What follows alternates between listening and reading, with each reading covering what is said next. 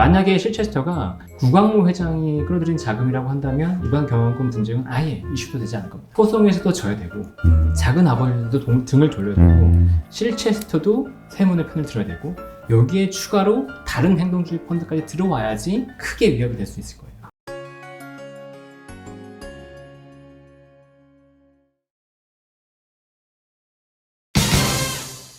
안녕하세요.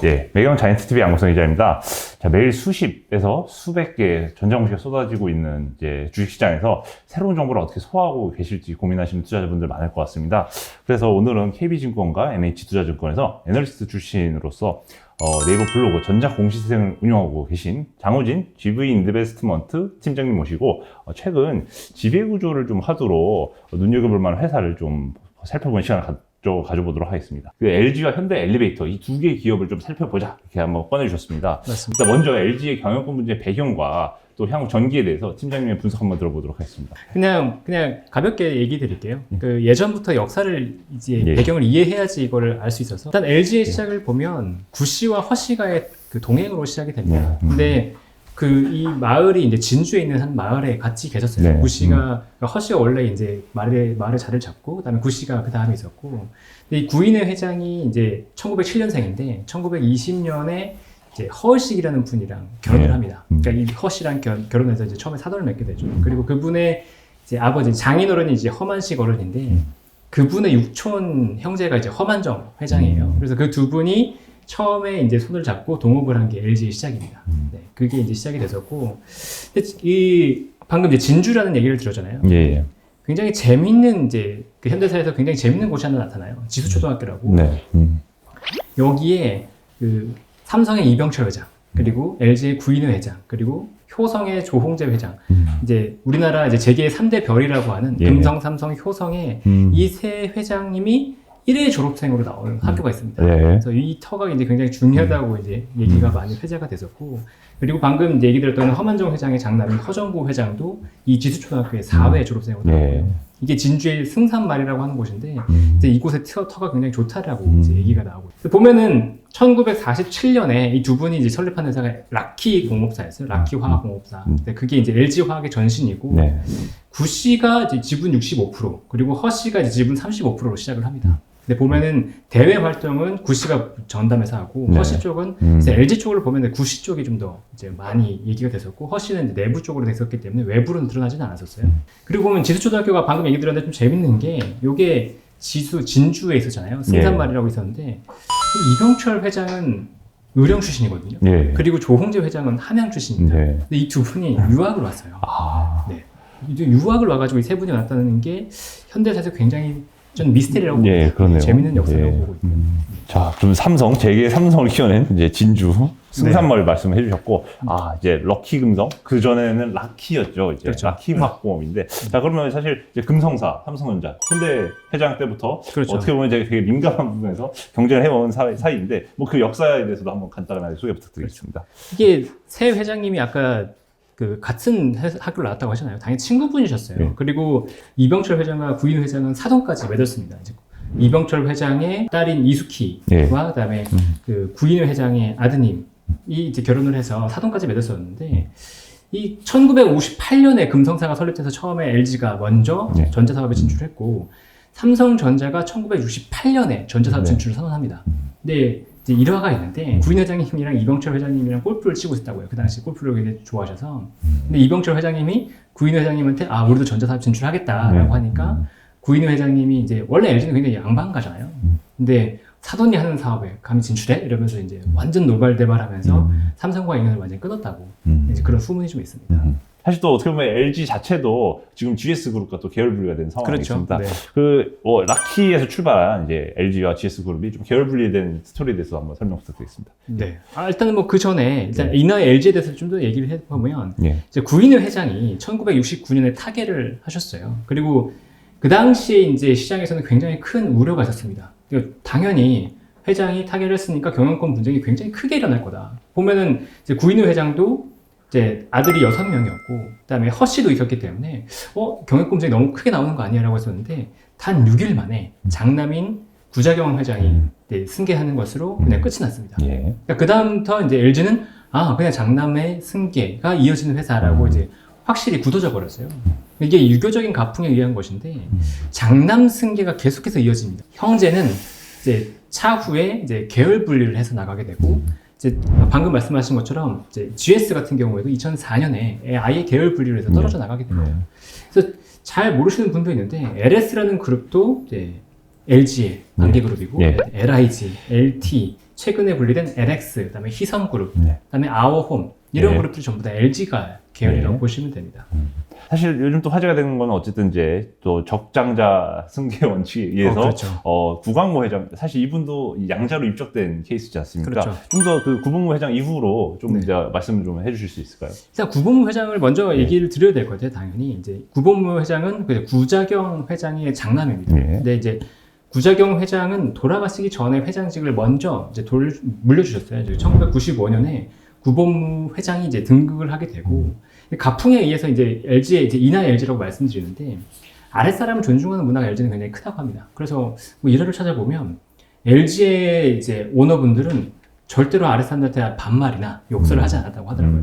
네, 가장 큰 게 이제 고성 정도. 네, 그래서 정말 대단한 LG구나라는 생각이 들고, 그다음에 화담숲 많이 아시잖아요. 예, 화담숲. 네, 이 화담이라는 게 이제 이 구본무 회장의 아호입니다. 어릴 때 이름. 네, 그래서 그 화담숲이라는 것도 이제 구본무 회장의 어떤 뜻을 자연을 지키려고자 하는 뜻을 이제 이어가기 위해서 만들었다고 보시면 돼요. 그리고 아랫사람을 직원을 공경하는 뭔가 예전부터 이제 아랫사람을 공경하는 문화를 어쨌든 존중하는 문화를 갖고 있었던 LG그룹이 또 사실 이 경영권 내부 다툼이 시작된 게 좀 이해가 안 돼요. 어떻게 보면 이 장자 승계 원칙이 확실한데 왜 요즘 다시 한번 이 구광모 회장을 중심으로 경영권 분쟁이 불거졌는지 요 스토리도 한번 말씀 부탁드립니다. 이 분쟁의 씨앗은 굉장히 안타까운 사연인데 구본무 회장의 아들이 원래 있었어요. 1남 2녀를 두고 있었습니다. 구본무 회장 슬하에. 그래서 보면은 구본무 회장이 아들이 없으니까 또 아들을 낳고 싶어서 96년에 자녀를 낳았는데 딸이 구연수였죠. 그러다 보니까 장자 승계의 원칙인 LG에서 장자가 없잖아요. 그러니까 어쩔 수 없이 이제 양자를 드리게 됩니다. 6.25 문화에 의해서. 근데 이게 아까 구자경 회장의 아들들이 있는데 구본무 회장이 장남이고 차남이 구본능 이제 희성그룹 회장인데 이 구본능 희성그룹 회장의 아들인 구광모 씨를 양자로 입양을 하게 됩니다. 그리고 나서 2018년에 구본무 회장을 별세를 하고 그다음에 구광모 회장이 굉장히 젊은 나이였어요. 7, 8년생이니까 41살에 이제 회장이 됐는데 그 당시만 하더라도 아마도 다른 분 이제 구본준 회장이 워낙 이제 LG에서 기여를 많이 했기 때문에 그분이 잠깐 하다가 구광모 회장으로 가지 않겠냐 이런 얘기까지 나왔었는데 구광모 회장이 전격적으로 등장을 했단 말이에요. 그러니까 장자승계의 원칙을 이어갔기 때문에 이제 가능했던 건데 이 장자승계 원칙을 이어가기 위해서 어떻게 했냐? 구본무 회장이 지분 11.28%를 이제 LG 지분을 가지고 있었는데 그 중에 8.8%를 구광모 회장에게 줬습니다.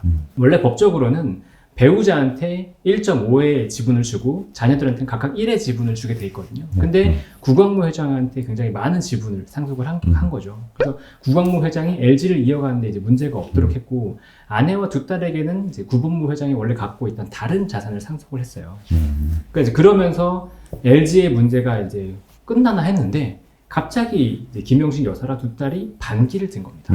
이게 상속은 2018년에 있었는데 2023년 3월이죠. 얼마 전에. 갑자기 이제 상속 회복 청구권 소송을 걸었어요. 근데 이게 왜 지금이냐라는 얘기를 계속 하는 거죠. 시장에서는 이상하다. 이게 뭔가 문제가 어디선가 있었기 때문에 이제 소송이 나왔을 거라고 보는 건데. 근데 이제 소송 자체가 이제 어떻게 보면 집안의 원칙을 깨고 지금 경영권 분쟁을 시작한 쪽은 이제 어머니와 두 이제 여동생 쪽이지 않습니까? 어떻게 보면 양자기 때문에 갑자기 고종 사촌 오빠가 들어와서 이제 경영권을 가져가다 보니까 뭔가 불만이 생겼다 이렇게 이해를 할 수도 있을 것 같은데 이 유류분 반환 소송에 대해서는 뭐 구조가 어떻게 돼 있길래 왜 지금 타이밍에서 경영권 분쟁이 불거지게 됐나요? 이게 원래 이제 상속에서 문제가 생기면 이 상속을 알았을 때부터 해서 1년 내에 유류분 반환 소송을 할 수 있거든요. 나 이거 상속에 문제가 있었다. 그러니까 나한테 배분하는 것들을 다시 재선정해서 줘라라고 하는 게 이제 소송인데 보통 상속 관련해서는 유류분 반환 소송 청구를 해요. 근데 지금은 아까 얘기 드렸지만 상속 회복 청구 소송을 걸었어요. 그러니까 이게 방금 말씀드렸던 것처럼 1년 이내에 청구해야 되는데 2018년이 2018년에 타계했고 상속 2018년에 있었잖아요. 근데 2023년이면 사실 이게 제척 기간이 끝났어요. 그러니까 이거 청구는 못 한다고 보면 되고, 상속 회복 청구 소송은 뭐냐면 이게 상속이 있었는데 저 사람 가짜 상속인이다. 참칭 상속인이라고 해서 저 사람이 제대로 된 상속인이 아니기 때문에 저 사람에게 간 자산을 제대로 된 상속인이 우리에게 줘라라고 하는 소송입니다. 그거를 이제 진행한 거고, 그러면 유류분 반환 소송을 했으면 사실 이겼을 거거든요. 예. 근데 이걸 하지 못했던 이유를 이제 보면 구자경 회장이 2019년에 돌아가셨어요. 그러니까 2018년에 구본무 회장이 먼저 돌아가시고 집안의 가장 큰 어른이 아직 계셨기 때문에 아마 그 사이에 소송을 걸기는 어려웠을 거다라고 이제 보는 거죠. 그리고 시간이 지나서 지금에서야 소송을 걸려다 보니까 상속권 회복 청구 소송을 하게 된 거고요. 아무래도 현재 구광무 회장 체제가 잡힌 상황에서 만에 하나 이 어머니 모친과 두 여동생이 승소를 한다면, 아니면 이 뭔가 승소를 하기 위해서 어떤 시나리오를 그릴까에 대해서 관심이 모아지고 있는데, 이 부분에 대해서는 어떻게 좀 보시나요? 새 모녀가 만약에 승소하게 된다면 어떻게 될 거냐? 기존에 이제 구본무 회장의 지분이 11.28%가 넘어간 게 구광무 회장 8.8%, 구영경 씨 2%, 그다음에 구현수 씨 0.5%인데, 이게 아까 말씀드린 것처럼 자녀는 1일, 그다음에 배우자는 1.5로 계산한다 그러면 이 지분의 구조가 바뀌게 돼요. 그래서 지금 구광무 회장이 15.95%의 지분을 갖고 있는데 이게 9.7%까지 낮아지게 되고, 그다음에 세모녀가 갖고 있는 지분은 이제 LG 복지재단까지 합해서 이제 8.07%에서 14.3%까지 올라가게 되거든요. 예. 구광무 회장이 아까 친아버지가 구본능 희성그룹 회장이라고 말씀드렸잖아요. 근데 희성그룹 회장님이 3.05%의 지분을 가지고 있어요. 그래서 이거를 합하고, 그 다음에 당연히 LG 쪽 재단들은 대부분 구광무 회장 편을 들 거기 때문에 그렇게 보면 16.48%가 구광무 회장의 지분이 되고, 그 다음에 김영식 씨와 세모녀를 비롯한 지분이 이제 14.3%가 되기 때문에 사실 지분율이 격차가 굉장히 줄어들게 되거든요. 네. 그게 이제 이슈가 되지 않을까라고 보는 거죠, 시작이. 그렇군요. 그렇게 하다면 이제 또 추가로 이제 LG가 워낙 또 이 인물이 많지 않습니까? 그러다 보니까 뭔가 다른 캐스팅 보트는 또 있는 거 아닌가 이 생각이 들 것 같은데, 그렇죠. 또 집안의 다른 어르신들 지분은 그렇죠. 어떻게 되나요? 구본무 장남, 그 구본무 회장의 장남이었고, 그다음에 구본능, 그다음에 셋째가 구본준, 그다음 넷째가 구본식 회장이거든요. 네, 구본준 회장의 지분이 지금 보면 2.04%가 있고, 그다음에 구본식 회장이 4.48%를 갖고 있습니다. 두 분이 합하면 6.5%예요. 지분이 꽤 큽니다. 꽤 크네요. 이 두 분이 어디 쪽에 이제 선을 줄을 대냐에 따라서 구도가 완전 바뀌는 거예요. 아까 만약에 이제 소송에서 세모녀가 승소한다 그러면 지분율이 근접해지잖아요. 2%대로 근접해지는데 이 상태에서 이제 작은 아버지들까지 만약에 세모녀의 편을 들어준다 그러면 지분의 구도가 갑자기 확 바뀌게 되는 거죠. 근데 사실은 가능성이 높지 않다고 봐요. 왜냐하면 장자승계 원칙을 애초에 지원했기 때문에, 구본주 회장 같은 경우에도 LG의 지분이 굉장히 컸고, 아까 처음 말씀드렸던 것처럼 이분이 잠깐 회장이 될 가능성도 있다고 봤었는데 이제 구광무 회장한테 물려줬기 때문에 이 장자승계 원칙을 깰 분들은 절대 아니라고 보고 있어서, 사실은 이제 이분들은 LG를 그냥 지원할 거다라고 보고 있습니다. 그렇다면 사실 승산이 좀 없는 싸움처럼 보이는데, 그렇죠. 왜 금영식 여사를 비롯한 이 두 따님이 왜 소송을 제기하게 됐는지, 또 다른 변수는 없는지 좀 궁금하네요. 그래서 세 가지 스토리가 얘기가 나와요. 이게 보면은 배후에 사위가 있다. 보면은 이제 구영경 씨의 남편이 윤관이라고 하는 분인데, 이분이 이제 블루런 벤처스 글로벌 파트너스로 있어요. 그래서 국내에 이제 블루런 벤처스의 그 투자를 총괄하시는 분인데, 이분이 아마도 이제 자금난이 있어서 뭐 LG 쪽에 자금을 추가로 원한 게 아니냐 이런 스토리가 있고, 그다음에 이분이 또 그 펀드를 기반으로 해서 LG 쪽 지분을 매집하는 게 아니냐 뭐 이런 얘기도 있어요. 그다음에 두 번째는 행동주의 펀드가 이제 세모녀에게 입김을 작용을 해서 아마도 같이 들어온 게 아니냐 그런 스토리가 있고, 그다음 세 번째는 그냥 세모녀가 억울하기 때문에 청구 소송을 한 게 아니냐, 뭔가 좀 더 받으려고 하는 게 아니냐 그런 얘기가 있죠. 그렇군요. 그러면 또 변수가 하나 있죠. 이 실체스터라고 영국계 펀드가 4월 12일에 이제 당장은 뭐 이렇게 경영권 뭐 참여 목적 뭐 이렇게 하진 않고 일단 일반적인 투자 목적으로 일단 공시를 했는데, 이러다가 슬쩍 또 캐스팅 보트로 작용하는 게 아닌가 또 궁금하긴 한데, 실체스터에 대해서 어떻게 그런 우려도 있습니다. 일단 보면은 실체스터가 영국계 펀드고요. 최근에 보면은 5% 지분 신고를 했는데 이 규모가 8천억 정도예요. 그러니까 규모가 상당히 큽니다. 근데 그 일반 투자라고 이제 이번에 보유 목적을 밝혔잖아요. 근데 일반 투자라고 하는 게 그냥 단순히 볼 때는 그냥 일반 투자했구나라고 생각할 수 있지만, 이게 또 달라요. 단순 투자라고 하는 게 정말로 투자 차익을 위한 것이고, 일반 투자라고 하는 건 주주 배당이라든가 주주의 권리를 적극적으로 행사하겠다는 겁니다.